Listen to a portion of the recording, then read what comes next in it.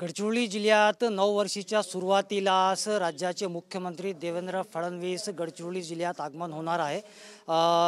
एकलव्य हे जे हाल आहे या ठिकाणी भूपती नक्षल नेता भूपती याची पत्नी तारक्का यांचे आत्मसमर्पण होणार आहे आणि इथे मुख्यमंत्री यांच्या उपस्थितीत हा आत्मसमर्पण होणार आहे आणि एक मोठा नक्षली नेते जे आहेत महिला नेता ती आत्मसमर्पण करणार आहे।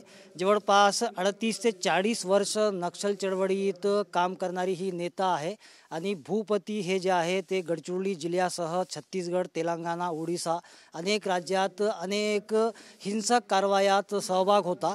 याची पत्नी जी आहे ते आत्मसमर्पण करणार असून एक मोठा हादरा जे आहे ते नक्षल चळवळीला बसणार आहे आणि 2025च्या सुरुवातीला पहिल्या दिवशीच नक्षल नेता आत्मसमर्पण होत असल्यामुळे पोलिसांमध्ये एक आनंदाचा वातावरण आहे आणि सध्या आपण बघू शकतो एकलव्य जे हाल आहे तिथे तयारी सुरू आहे आणि इथेच आत्मसमर्पणाची तयारी जी आहे ते सुरू आहे आणि मुख्यमंत्री देवेंद्र फडणवीस जे आहे ते अनेक कार्यक्रम गडचिरोली जिल्ह्यात घेणार आहेत आणि गडचिरोली जिल्ह्यातील कौंसरी इथे काही कार्यक्रमाचे भूमिपूजन व शुभारंभ होणार आहे।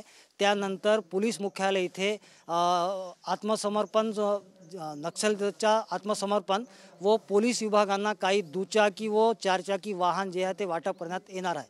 कॅमेरामॅन साईनाथ सोबत मी एमडी इरफान, TV9 गडचिरोली।